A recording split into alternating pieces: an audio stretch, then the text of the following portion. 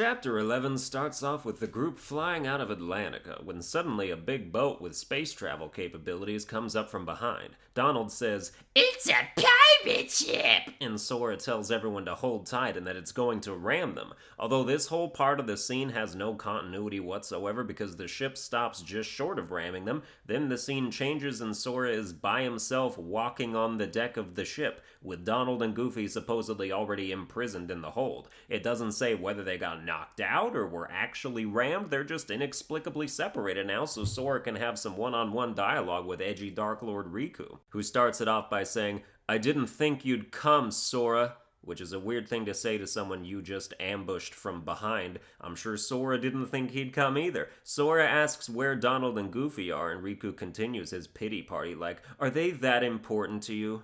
More important than old friends? Ugh, instead of asking about them, you should be asking about her." He sidesteps and Kairi is sitting lifelessly behind him with her legs contorted in a way I can't replicate, and I am just noticing how gigantic her shoes are also. It ain't just Sora, it must be an island thing. But seriously, her legs are at inverted 90-degree angles. Are they fucking broken? Riku says he finally found her. I mean, we all know Maleficent did that shit, but sure, take credit. Sora goes to take a run at her, but is stopped by a hook. A captain hook. Sora's like, "Riku, why are you siding with the Heartless?"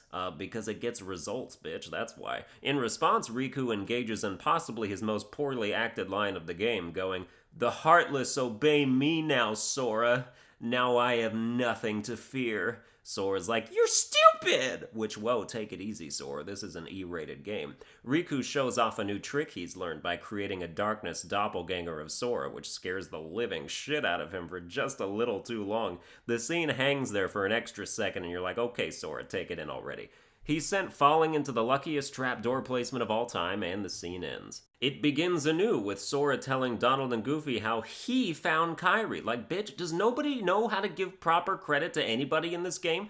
Eventually, the camera pans out and reveals the trio have been engaged in a dogpile orgy during the whole exchange. Soon after, a voice rings out, and a green-clothed ginger flies out from behind a barrel to greet everyone, which is weird because based on the timeline of everything that's happened so far, he must have been hiding there for at least a couple hours while Donald and Goofy were down there waiting for Sora to fall in. He introduces himself as the answer to their prayers, which nobody appreciates. After saying that he's waiting for someone, a little pixie fairy thing flies in on cue and starts talking to him by not saying anything. He understands everything she isn't saying and repeats it back in question form like everybody does on TV and nobody does in real life. "So, you found Wendy? Hold on, there was another girl there too? Are you crazy? There's no way I'm gonna leave Wendy there." Donald surmises that Tinkerbell is jealous of Wendy and gets a fat kick in the beak for it, or Bill, or whatever. So true, though. Peter Pan and Tinkerbell's relationship is weird. What were they before Wendy showed up, and how would they fuck, anyway? Seems to me she should find someone her own size, like one of those dude pixies from Fern Gully.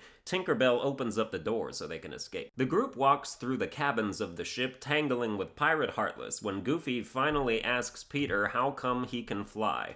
Peter Pan says that anyone can fly with just a little bit of pixie dust. Then he snatches Tinkerbell and uses her as a salt shaker on everyone, but her dust must have been defective because Donald tries to jump in the air and promptly crashes to the ground like an idiot.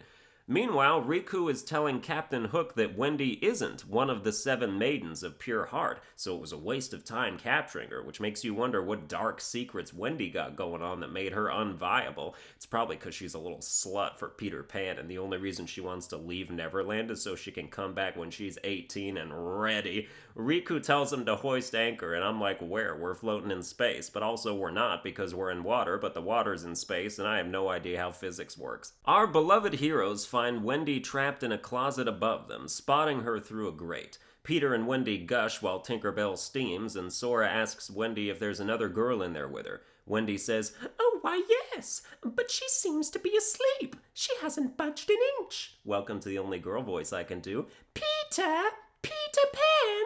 Sora reaches his hand up to Kairi for no reason, who sits propped up motionless against the wall. Suddenly, an invisible gust of wind originating from inside a windowless closet knocks her arm over, and her hand does a tiny little convulsion, which makes Sora ecstatic because it's not necrophilia if she twitching.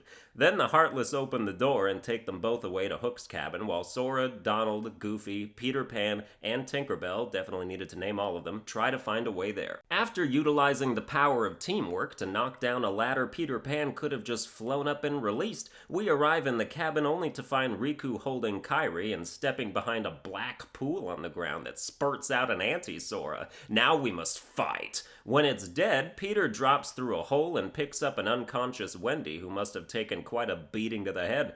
Peter says this is as far as he can go and flies off with her, leaving Sora, Donald, Goofy, Donald, and Sora to try and confront Riku and Captain Hook by their lonesomes. They come out onto the ship deck to Captain Hook opining, "Quite a codfish, that Riku, running off with that girl without even saying goodbye." Then Sora has one of his more weirdly intense lines of the game. He's like, "Run off where? Tell me, where did he go?" "To the ruins of Hollow Bastion, where Maleficent resides.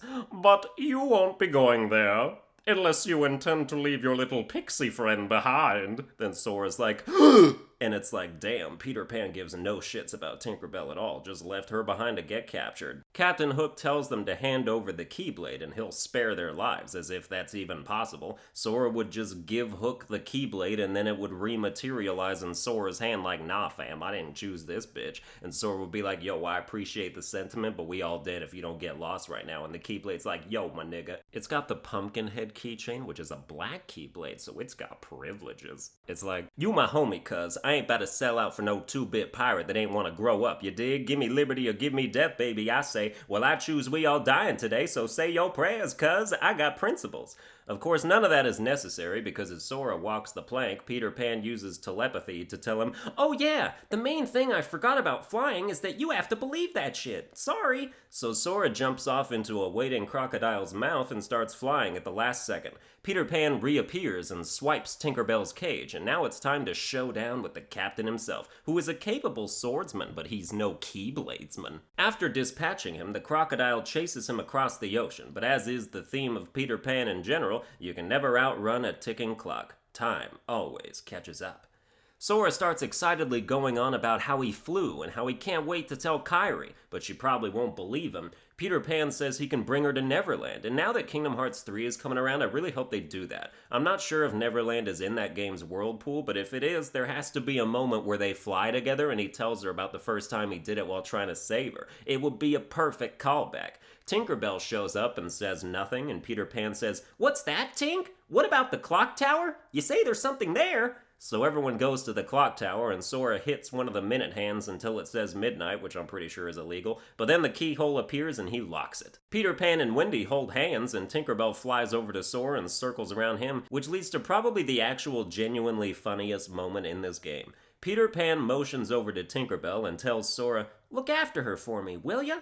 Sora stares at her for a second and then just goes, "What?" Because, excuse me? You're dumping your longtime companion at my feet so she can be rejected again? Sora is just as emotionally unavailable as Peter Pan, man. Tinkerbell is a perpetual third wheel. She's gonna wind up hating men altogether. Well, that's gonna do it for this episode. I hope you enjoyed it. If you did, you can like, share, and subscribe. Maybe I'll even finish this before Kingdom Hearts 3 comes out. Follow me on Twitter at Sunburned Albino, and I'll see you guys next time.